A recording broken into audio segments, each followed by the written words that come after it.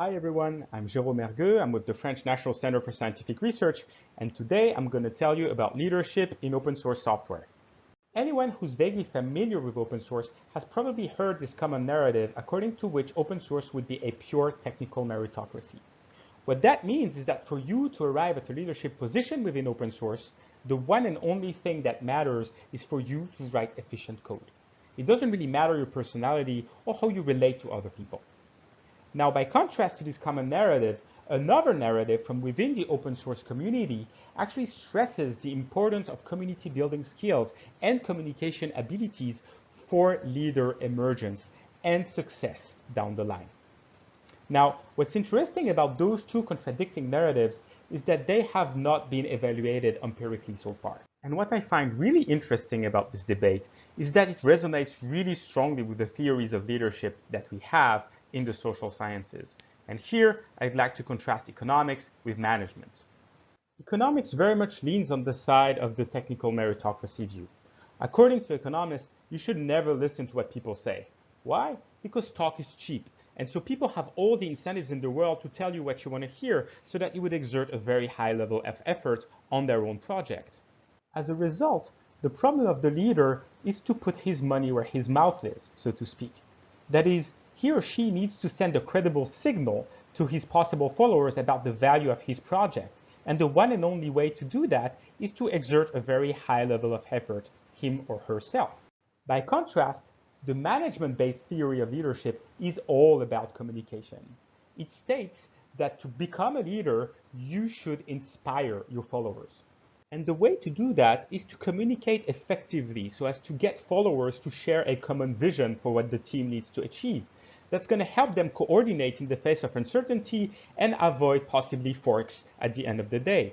Also, the leader needs to get followers to internalize the goals of the team as their own.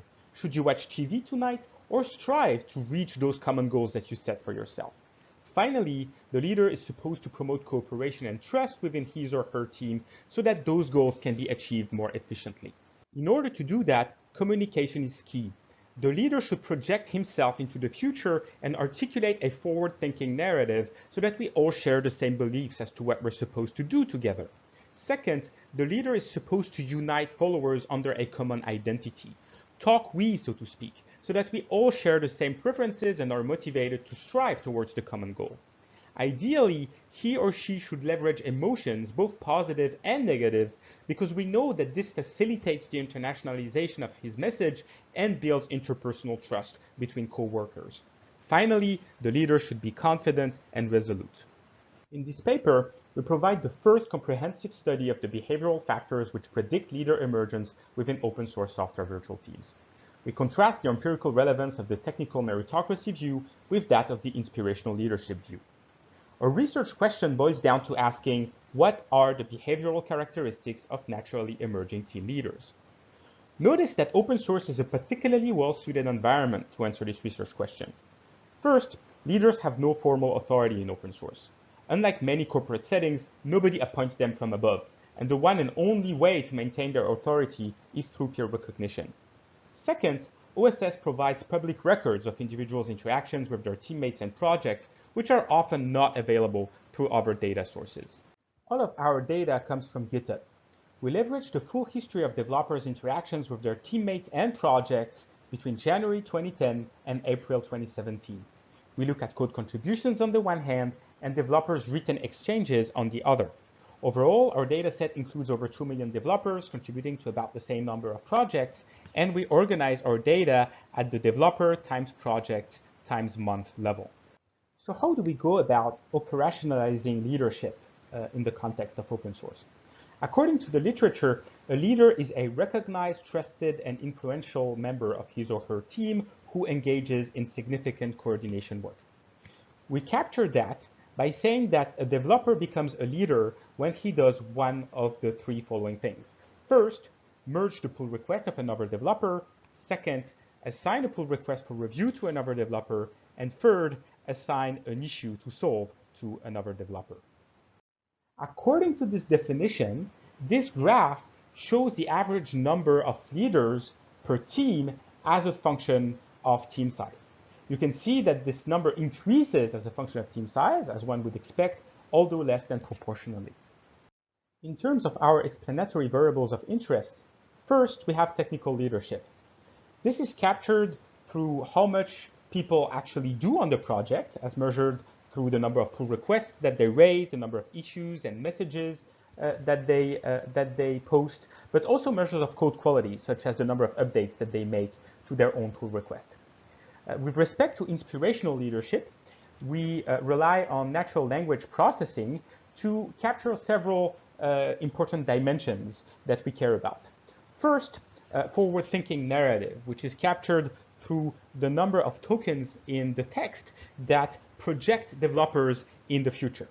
Second, we capture the common identity aspect of communication by looking at how much do developers rely on first-person plurals in their communication. That is, use we, us, our in their communication.